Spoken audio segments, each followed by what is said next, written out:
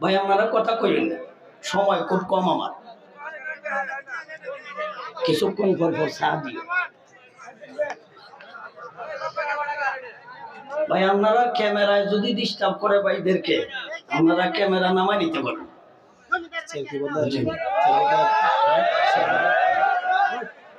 ভাইজান আপনারা কথা কইবেন না, সেটা বদলাইল।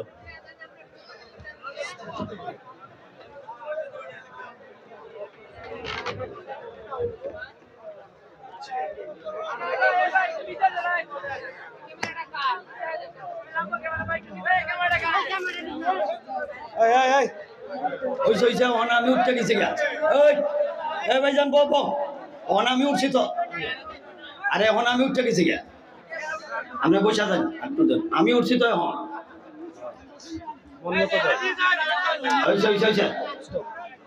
ভাইজান আপনারা কথা কইলে যে সুন্দর লাগে না, চলো এখন একটু প্রশস্ত হয়েছি,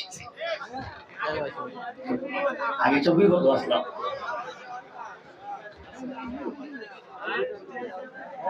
এই ভাইজান আপনারা বসেন না কে, মানুষের ডিস্টার্ব দিলে আপনারা দেখেন না। ওই ভাইজান এবার ইচ্ছা আমার ইচ্ছা দেখি তাও চাপড়া।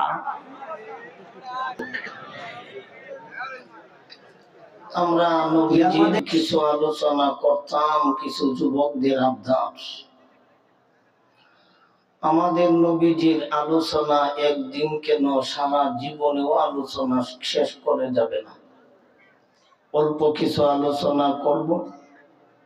আমাদের নবীজিকে আল্লাহ সৃষ্টি করেছিলেন সর্বপ্রথম, প্রেরণ করেছেন সর্বশেষে। আল্লাহ নবীজি নিজেই বলেছেন, কুনতু নাবিয়্যান ওয়া আদামু বাইনাল মাই ওয়া তিন। আমি নবীজি তখনও নবী ছিলাম যখন আল্লাহ আদম নবীকে বানানোর জন্য পানি এবং মাটি একত্রিত করে যখন খামির বানানো হয়েছিল, তখনও আমি বিশ্ব নবী ছিলাম। তাহলে আমাদের নবী আদম নবীরও আগে, আল্লাহ পাঠাইলেন শেষে। এটাই তো যুক্তিসঙ্গত। যার নাম তাকে আগে, তিনি আলোচনা করেন পরে, এটাই তো যুক্তিসঙ্গত।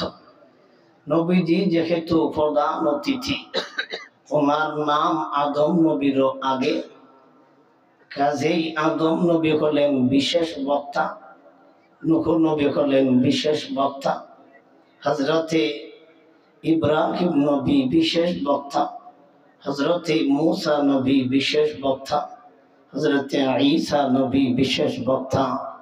আমাদের নবী যেহেতু প্রধান বক্তা ওয়াজ করার পরে ফ্যান্ডেল আর থাকে না, মাইকও আর থাকে না, তাই আমাদের নবী ওয়াজ করার পরে আর তো বক্তার প্রয়োজন নাই। এরপরে আল্লাহ আর কোনো বক্তা দুনিয়াতে পাঠায় নাই। আমরা যারা আওয়াজ করি আমাদেরকে অন্যরা বক্তা বলেন, আসলে আমরা পরিপূর্ণ বক্তা না, আমরা কইলাম নহইলা বক্তা। নহইলা বক্তা বুঝলেননি? নকল করে, নকল, নাকিলে বক্তা। নাকিল মানে আমরা আল্লাহর কথা নকল করি, নবীজির কথা নকল করি। স্বয়ং সম্পূর্ণ বক্তা ছিলেন নবীজি। যত নবীজি ওরা ছিলেন স্বয়ং সম্পূর্ণ বক্তা। আমরা কইলাম নহইলা বক্তা। আমরা কি আসল বক্তা না নহল বক্তা? আমরা কইলাম নহল বক্তা।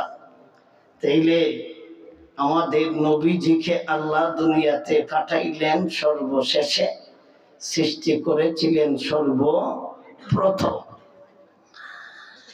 দুনিয়ার জগতে নবীজির জীবনীটাকে আমরা দুইটি ভাগে ভাগ করি। একটা ভাগ হলো নবুয়তের আগে, আরেকটা হলো নবুয়ত পাওয়ার পরে। দুনিয়াতে আল্লাহ নবুয়তের দায়িত্ব দিলেন 40 বছর পরে। 40 বছরের আগে নবীজিকে আল্লাহ নবুয়তের দায়িত্ব পালন করার আদেশ দেন নাই। 40-এর আগে নামাজের আদেশ ছিল না, 40-এর আগে রোজার আদেশ ছিল না, 40-এর আগে হজের আদেশ ছিল না, 40-এর আগে যাকাতের আদেশ ছিল না, 40-এর আগে জিহাদের আদেশ ছিল না। 40 বছর বয়স যখন নবীজির হয়, আল্লাহ কোরআন নবীজির উপর অবতীর্ণ করতে থাকেন। প্রশ্ন হইল, এই 40টি বছর নবীজি কি করেছেন? এই 40টি বছর আমাদের উম্মতের জন্য কোন কাজে লাগলো? আমাদের জন্য 40টি বছর কোনো কাজের না, নবীজির জন্য হলো একটা কাজের। 40 বছর আগে আল্লাহ ওনাকে নবুয়তের দায়িত্ব দিলেন না কেন? রসুল বানাইলেন না কেন? কারণ নবীজিতে হবেন সমস্ত নবীরও নবী। আমাদের নবী সমস্ত রসুলের রসুল। আমাদের নবী মানব জাতির মধ্যে শ্রেষ্ঠ মানব। উনি যে শ্রেষ্ঠ তার প্রমাণ কি? উনি যে এত বড় যোগ্য তার প্রমাণ কি? উনি যে এত বড় নবীরও নবী, সমস্ত রসুলেরও রসুল, এর প্রমাণ কি? এর প্রমাণ হিসাবে আল্লাহ 40টা বছর বেদিন কাফিরের সামনে উপস্থাপনা করেছেন। দেখো, 40টা বছর তার সাথে তোমরা উঠা বসা করেছ, 40টা বছর তার সাথে লেনদেন করেছ, 40টা বছর তার সাথে ব্যবসা বাণিজ্য করেছ, 40টা বছর তার সাথে তোমরা চলাফেরা করেছ। বলো তো দেখি, 40টা বছরের ভিতরে কয়টা মিশা হতা কইছে? কাফিররা কয় একটাও না। 40টা বছরের ভিতরে কয়টা কার্য করছে? একটাও না। 40টা বছরের ভিতরে কয়জন গাইলাইছে? একটাও না। 40টা বছরের ভিতরে কয়টা চুরি করছে? একটাও না। কয়টা ডাকাতি করছে? একটাও না। 40টা বছরের ভিতরে কয়টা গানের আয়োজন করছে? একটাও না। কয়টা গানও গেছে? একটাও না। কয়টা প্রেম প্রীতি করছে? একটাও না। কয়জন বেডি বাগায় লইয়া গেছে? একটাও না। কয়টা পরকিয়া করছে? একটাও না। তাইলে এইগুলি তো একদিনে হয় না, 2 দিনে হয় না। 40টা বছর পর্যন্ত আল্লাহ হক কথা বলাইছে না, রেসালতের দায়িত্ব পালন করাইছে না। আবু জাহেলকে আল্লাহ দেখাইতে চেয়েছে, আবু লাহাবকে আল্লাহ দেখাইতে চেয়েছে উনি হবেন শ্রেষ্ঠ। তার জ্বলন্ত প্রমাণ 40টা বছর। 40টা বছরের ভিতরে তোমরা দেখোনি? বলে হ্যাঁ। একটা মিশা কথা কইছে? বলে না। একটা ঝগড়া করছে? বলে না। কাজ্জা করছে? বলে জি না। কোনো বাটপারি দুর্নীতি করছে? না। এটাই তো উনি শ্রেষ্ঠ হওয়ার প্রমাণ। এর চাইতে আর কি প্রমাণ তোমাদেরকে দেখাইতে পারি? উনি এখন যে কথা বলবেন, তোমরা কি মনে করো 40টা বছরের ভিতরে যেই ব্যক্তি একটা মিথ্যা কথা বলছে না, এখন উনি মিথ্যা কথা বলবেন, তোমরা এখন আর বলার ভাও নাই যে উনি এখন মিছা কথা কয়। এখন উনি কোরআনের কথা কয়, মিছা কথা কয়। উনি আল্লাহর কথা কয়, মিছা কথা কয়। নমাজের কথা কয়, মিছা কথা কয়। হজের কথা কয়, মিছা কথা কয়। যাকাতের কথা কয়, মিছা কথা কয়। এখন আর মিছা কথা কয় এই কথা বলার ভাও নাই। কেন? 40টা বছরের ভিতরে তোমরা তার সাথে উঠা বসা করছো, তার সাথে চলাফেরা করছো, তার সাথে ব্যবসা বাণিজ্য করছো, তার সাথে লেনদেন করছো। এত দিনের ভিতরে যেহেতু একটা কথাও মিছা কইছে না, ভবিষ্যতেও একটা কথা মিছা বলবে না। এই কারণে আল্লাহ 40টা বছর পর্যন্ত বেঈমান রেদি আল্লাহ নবীজিকে পরীক্ষা করাইলেন। 1 বছরে পরীক্ষা হয় না, 2 বছরে পরীক্ষা হয় না। আমি আপনাদের এখানে 80 বছরে একবার। আমি খারাপ না বালা এটা আপনারা বুঝতে পারতেন না। আমি যদি 10-12 বছর পর্যন্ত আপনার সাথে উঠা বসা করি তাহলে মোটামুটি কিছু বুঝবেন। তাইলে 1 বছর পরেই যদি রসুল আল্লাহ রেসালতের দায়িত্ব দিলাইতো, তাহলে আবু জাহেল সুযোগ পাইতো। আমি দেখছি না, আমি বুঝছি না, আমি টের খাইছি না। আবু লাহাব ভাই কইতো আমি বুঝছি না, আমি টের খাইছি না। উতবাই কইতো আমি বুঝছি না, আমি টের গাইছি না। সাই ভাই কইতো আমি বুঝছি না, আমি টের গাইছি না। ও আখরোজ চাই কইতো আমি বুঝছি না, আমি দেখছি না, আমি টের গাইছি না। এই কারণে যাতে একটা কাফিরের বাচ্চায় এই কথা বলার সুযোগ পায় না যে আমি দেখছি না, বুঝছি না, জানছি না। এই কারণে আল্লাহ 40টা বছর পর্যন্ত সুযোগ দিছে। খানার ঘরের খানা এখন তো দেখছো 40টা বছরের ভিতরে দেখেছো একটা দুর্নীতি করছে না। তাহলে এখন বোঝ উনি যখন কথা কয় আল্লাহ এই কথাও ঠিক।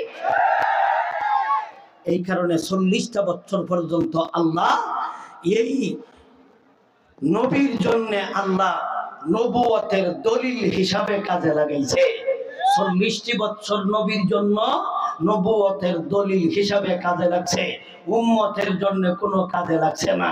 আমাদের আমলের কিছু নাই, 40 বছরের আগের জীবনে দিয়া উম্মতের কোনো পালনের কিছু নাই, আমলের কিছু নাই, করণীয় কিছু নাই। কারণ নবী ওই আদেশ পাইছে না করো, যে আমরা রেখে তা আদেশ দিত।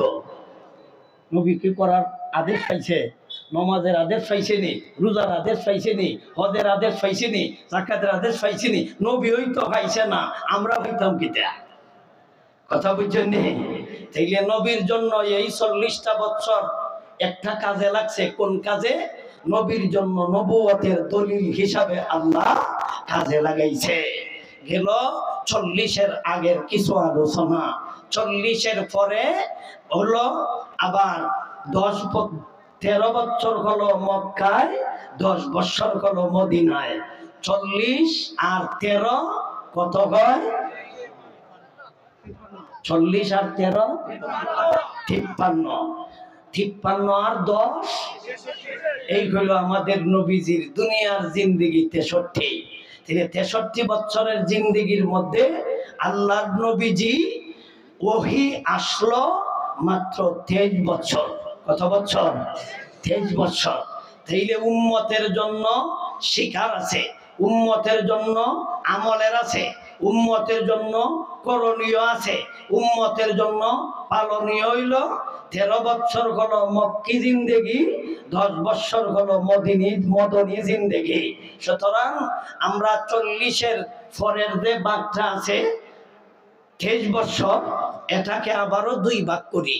একটা হলো 13 বছর মক্কায়, আর একটা হলো 10 বছর মদিনায়। নবীজি 10 বছর কাটাইলেন মদিনায়, 13 বছর কাটাইলেন কোথায়? মক্কায়। যে সময় নবীজি হুকুম পাইলেন, আদেশ পাইলেন, নবীজি যখন আল্লাহর পক্ষ থেকে আদেশ পাইলেন তখন নবীজি আদেশ দেওয়া শুরু করলেন। এর আগে আদেশ দেন নাই, এর আগে নবীজি কোনো হুকুম আহকাম জারি করে নাই।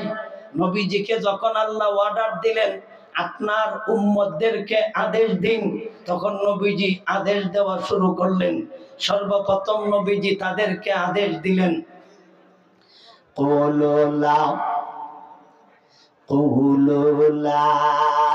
إله إلا الله لا إله إلا الله تفلحوا। ও আমার উম্মতের দল, তোমরা সফল হইতে চাও, তোমরা বলো এক আল্লাহ, আর কোনো মাবুদ নাই আল্লাহ ছাড়া। এই কথাটা তোমরা স্বীকার করো। যখন ভাই এই কথাটা নবীজি বললেন, তখনকার সরকার ছিল আবুল আহাব, তখনকার বড় লিডার, তখনকার সময়ে বড় নেতা।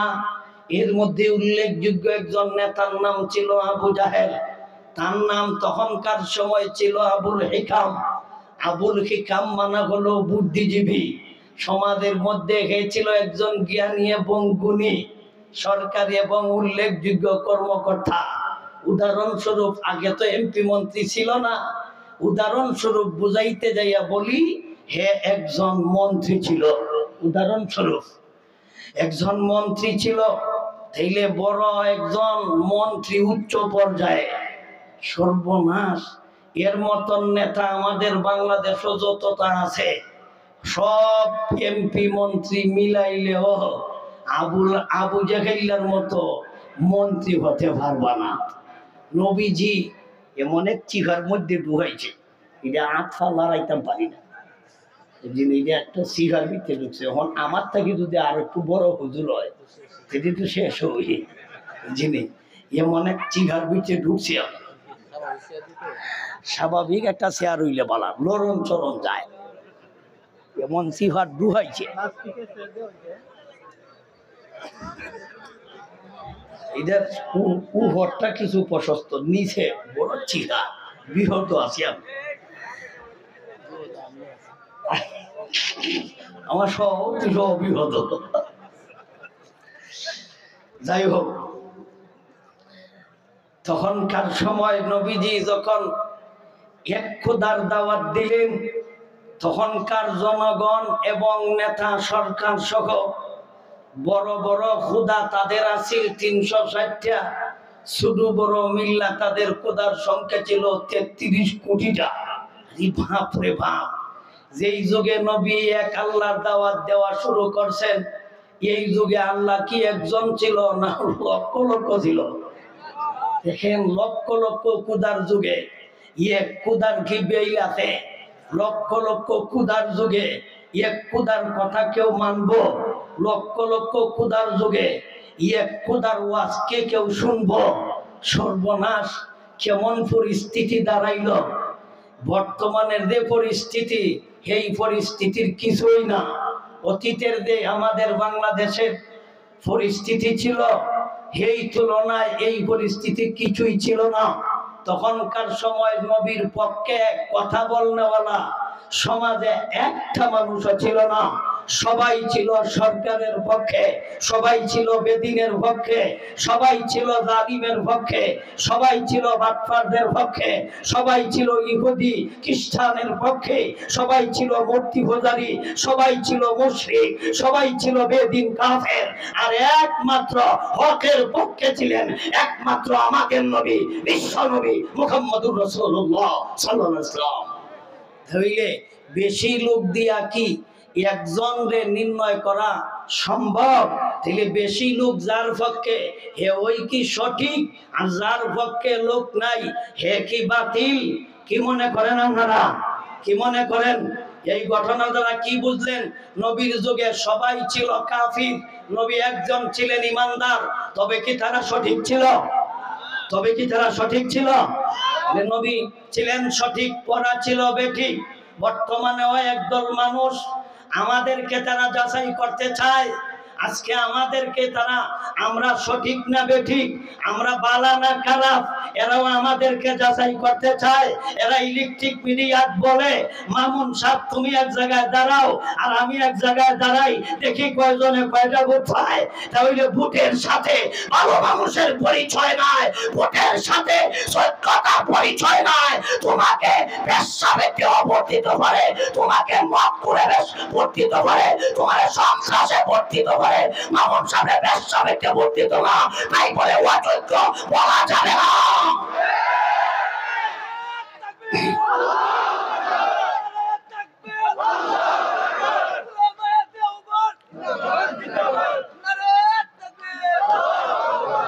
তাহলে বেশি ভোট দিয়া কি যোগ্য যাচাই করবো? কিতা কইন আপনারা? ভোটে কি যোগ্যতা যাচাই? তোরা যে বেশা বেটে ভোট দিব, তুই যা যা তোরে তো ইজাত মানছি ভোট দিব। তুই যেমন তুই যে যা তোরে তো সমর্থন ইজাত মানছই দিব। কিতা কইন আপনারা? তাহলে আমাদেরকে মস্কারি এখনো করে, চিন্তা করেছেন? আমাদেরকে এখনো ক্রিটিসাইজ করে, আমরা এখনো মস্কারি করে। নবীজি ছিলেন একজন, সবাই ছিল বেদিন কাফির, তাই বলে নবী ছিলেন অসত্য না সত্য? কয়জন? এতগুলি মানুষের মধ্যে একজন সত্য হয় কেমনে? এতগুলি মানুষের মধ্যে একজন সত্য হয় কেমনে? এই কথাগুলি এরা বুঝে না।